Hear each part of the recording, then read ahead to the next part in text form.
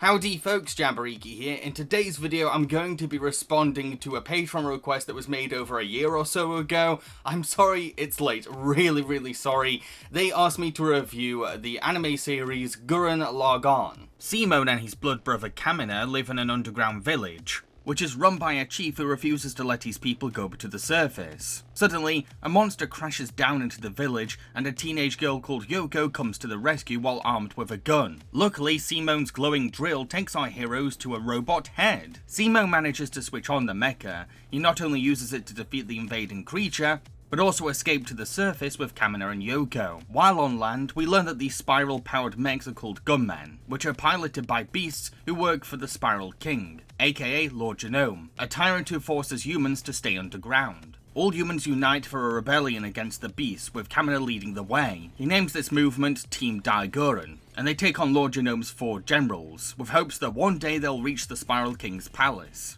This anime is completely unapologetic in its silliness. It wholeheartedly embraces its immaturity without any shame or reluctance, and it wants the audience to join in the fun. Its sense of humour relies on the ridiculous and unpredictable, sticking its tongue firmly in its cheek as characters gleefully chew the scenery. Even the animation often doesn't take itself that seriously. Every frame is drawn with a childlike playfulness and nonsensical joy, totally fitting the show's over-the-top wild tone and reality-bending universe. You can tell that the animators were given free rein because there's a clownish energy to every artistic decision and no barriers seem to be in their way. It's what makes this such an entertaining show. However, as ludicrous as this anime gets, it's also very uplifting too. This is a series that's bursting with enthusiastic optimism. No matter where things go in the story, there's a consistent theme of self-defiance that will rub off on viewers. The heart of the show is a message about believing in yourself in spite of everything, a philosophy that's frequently chanted and preached by Camina, as he dives headfirst into challenges and never gives up at any cost. Don't screw with me, you bastards. Just who the hell do you think I am? But the series is also about the power of our deepest emotions. Characters come to face the importance of releasing their feelings, whether negative or positive, not just for their mental health, but also to motivate them on the battlefield. The show straight up empowers human emotions, letting our heroes turn their grief, insecurities and anger into weapons against evil, rather than surrendering to the swallowing darkness. This is why Gurren Lagann's might comes from the character's internal strength above anything. A gunman can only be as strong as its pilot's heart and confidence. It's incredible! The hell? What's this?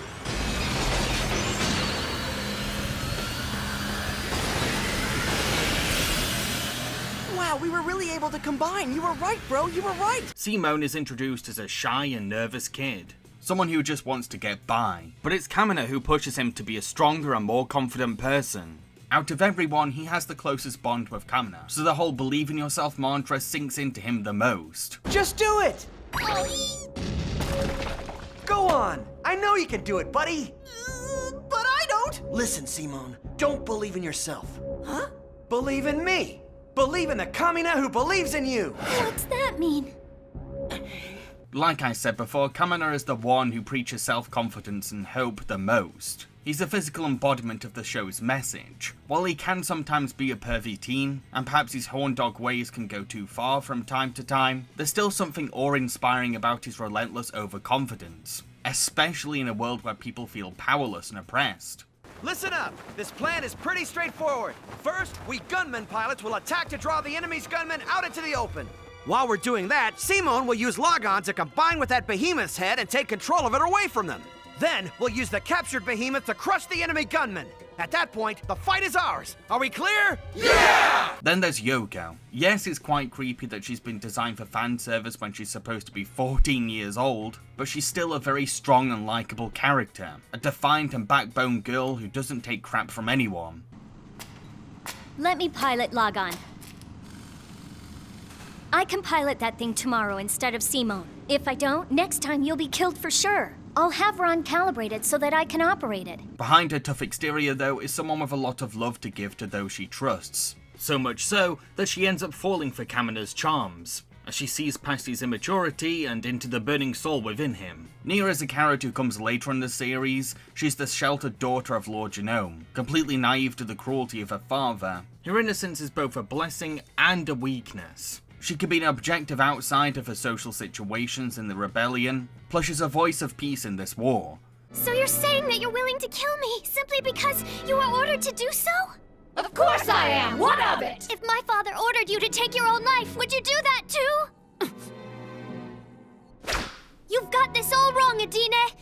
These people are decent and good, and they have done nothing wrong. But she also greatly underestimates the threat that her father and his beast army pose to humankind. Nia eventually develops a cute romantic bond with Simone, which is quite beautiful, because their love is evidence of both sides becoming one. Liron is the technical expert in the rebellion, an overtly gay stereotype with a campy feminine personality. As someone who identifies as queer, I had mixed feelings about his character. On the one hand, it's great seeing an LGBT+ character in an important role within the story. I mean, I love that Liron has a job that's incredibly vital to a mech anime saga. But on the other hand, Liron is a very harmful caricature that paints gay people as predatory creeps who prey on every man or boy that they see.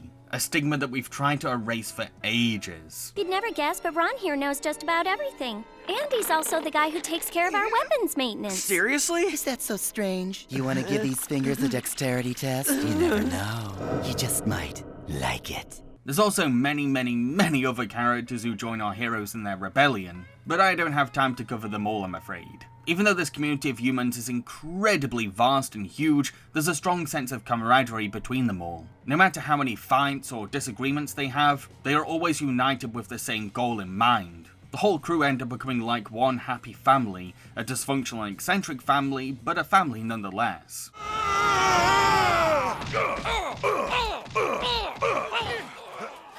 Don't underestimate those who were raised underground!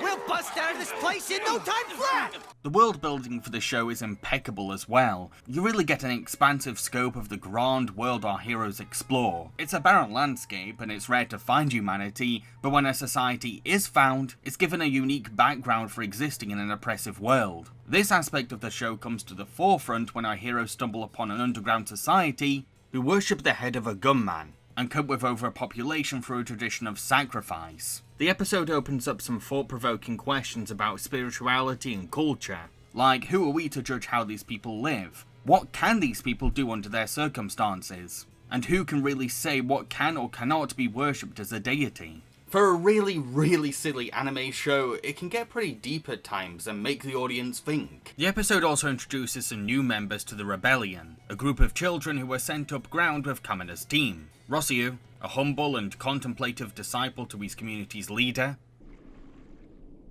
I understand. In that case, would you like to take the Holy Scriptures with you on your journey? Thank you, but I no longer believe. Besides, I thought you knew everything about me. Plus Jimmy and Dari, two cheeky little kids who represent the innocent and vulnerable side of humanity.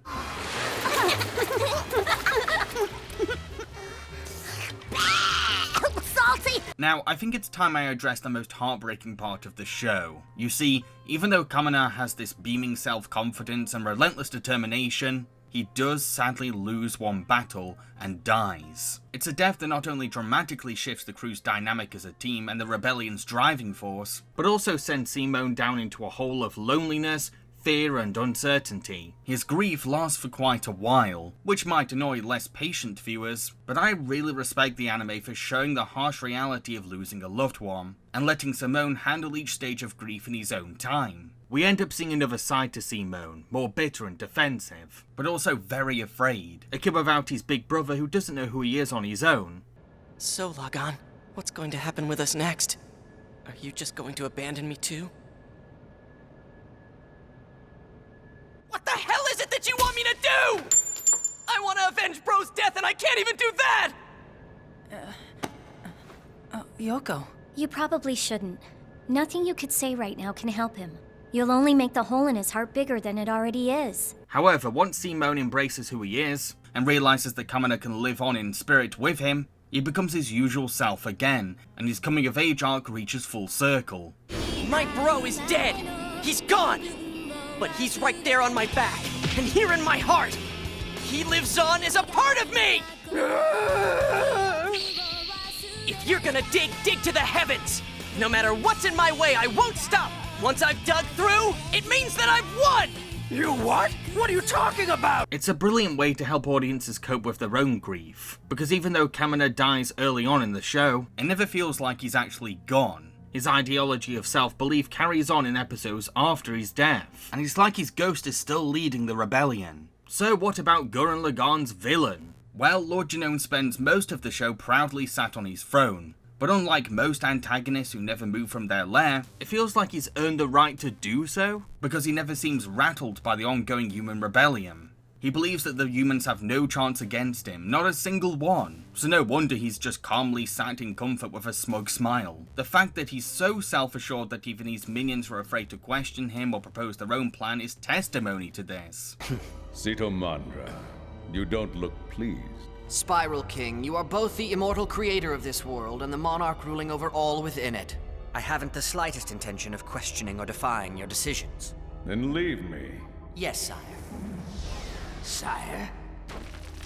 It takes great writing and direction to make a villain like this seem overwhelmingly ominous and powerful through his very presence. Lord Jenonen's smooth confidence also plays into his eventual big fight with Team Daigoren. This is a villain who doesn't see losing as a possibility, so his crumbling confidence is super satisfying to watch. However, Jenonen isn't put to shame easily. Once he starts losing, he just hops out of his gunman to take care of Simone himself, ready to fight a mech with his bare hands. He's that sure of himself, which makes him even more imposing and raises the stakes to heights we never even expected. I can't produce any more drills! What's wrong? Has all your spiral power run dry?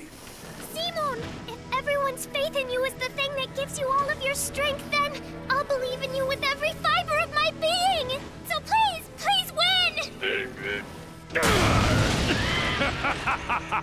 Luckily, Jenonen is defeated by the end, but he leaves Simone and Nia with a warning that a bigger danger is yet to come, foreshadowing a new antagonist who will make the Spiral King seem like practice. It's a great season cliffhanger because of how apocalyptic it all feels. Okay, time to address the elephant in the room. Season 2. In Season 2 of Gurren Lagann, we get a huge time skip to a distant future, where humans and beasts coexist, and a new civilization founded on spiral technology. And Team Daigoren run a council led by Simone, with Rossio as his advisor. However, when alien invaders known as the Anti-Spirals threaten Earth, they use Nia as a vessel to announce that they plan to destroy the planet, fearing that Earthlings will take dangerous advantage of spiral power. This creates panic and mayhem as citizens protest against the council, blaming Simone for attracting the Anti-Spirals' attention. To settle everyone's nerves, Rossio takes charge and decides to execute Simone, which greatly divides the council and causes everyone to resent Rossio. Okay, so many fans dislike this arc in the show, and I have to say that I am one of those fans. Look, if you found Gurren Lagann to be too immature and silly, then I get why you'd prefer Season 2, because it's kind of the exact opposite of that. I just personally find it to be too much of a whiplash. The show's charming sense of humour is now barely present, and has been replaced with philosophical debates and exposition dumps. It's now been 7 years. How far has human civilization advanced and progressed in such a short time? Do you not find the speed somewhat suspicious? That is the potential of spiral life forms. The growing human population and civilizations will advance explosively. Your power will threaten our own. It's just not fun anymore because the anime has suddenly decided that it wants to be taken seriously. Yes, Season 1 had its dark and dramatic moments. It was no stranger to earnestness, and I won't pretend it wasn't. But it was a comedy adventure first and foremost. A silly road trip anime where laughs helped us recover from the bleak sadness or intense action our characters faced. Trust me, I get what Season 2 is going for. Idealism versus realism. A philosophical crisis that asks what optimism plays in a stark reality. I totally get that, and I think the season does a good job exploring this debate, by intellectually using Simone and Rossio's opposing ideologies to engage the argument. There's been an attack by anti-government guerrillas in the Henpina sector. What? The Gra Pearl squadron has already been scrambled, but you should see this. Viral. Okay, I'll take Gurren Lagann. You can't, sir. You are Supreme Commander of the new government. It is no longer your job to venture out into combat. Look, that's Viral out there. If I don't settle things with him, he'll... Please focus on doing your own job, Supreme Commander Simone.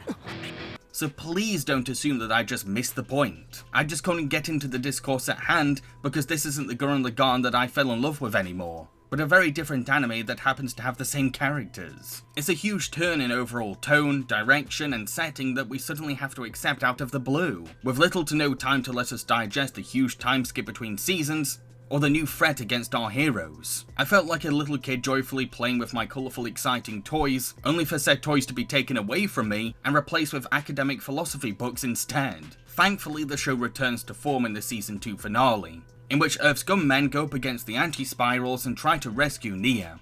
It's a glorious final showdown that goes back to the show's roots while also raising the stakes. Longtime characters are cruelly snatched away to their deaths by the anti-spirals, not only indicating that anyone could die at this point, but also increasing the tension to make this finale feel like a true end-all climax. When our heroes come face to face with the anti-spiral force, they're all suddenly sent into dreamlike trances as the villain demonstrates their power of repression. Luckily though, Kamina's ghost comes to remind everyone who they are. It's a very poignant and moving way for Kamina to come back, especially when the show was already frequently reminding audiences that he was with our heroes even after death. I get a little teary-eyed just remembering Kamina's return and how he motivates everyone from his grave. Gotta go. It's time. Yeah. This time, though, it's really goodbye. Get going, blood brother. This isn't goodbye. You're always here. Yeah. This builds up to the best moment in the entire anime series, the part that every fan remembers the most, Team Daigoren versus the anti-spirals. It's an interdimensional battle that breaks all the rules of logic, time and space, giving us a fight scene that's the very definition of unlocked imagination. It's the highest peak of what animation can do for action storytelling, all because it rebels against the very fabrics of reality itself.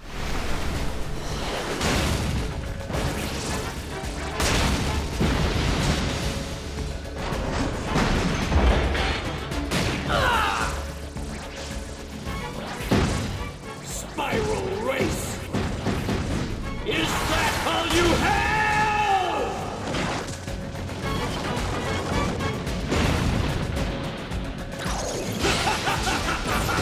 While I have my own problems with Gurren Lagann, I still think that it's a top tier anime, one of the best I've ever seen even. Its appeal mainly comes from its inspiring message of using sheer willpower to defy odds, take chances and never give up. It uses its lovable characters and wild imagination to tell a motivational, fun story of how progressive power can triumph against oppressive power. That every person, no matter who they are, can find the courage to rise up, champion their obstacles, and live life to the fullest. It's only when I started writing this review that I realised how much this anime impacted my outlook on everything. I've become a far more defined person, and I have to thank the spirit of Kamina for that. Gurren Lagann isn't just a really entertaining anime. It's also a life-changing experience for those who resonate with its message. So those are my thoughts on Gurren Lagann. What do you think of this show? Let me know in the comment section below. If you'd like to make your own Patreon request, then head over to my Patreon to learn more. Cheerio, folks.